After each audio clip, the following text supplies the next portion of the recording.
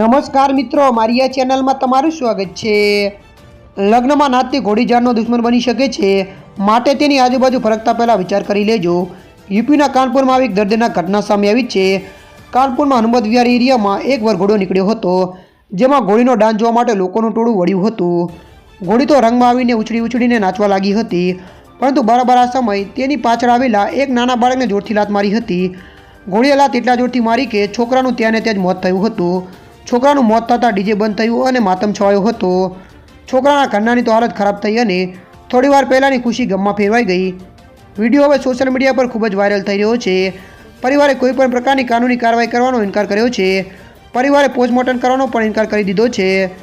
ત્યારે મિત્રો, મળતી માહિતી અનુસાર વધુ આપને જણાવી દઈએ કે પાડોશીમાં એક લગ્ન હતા।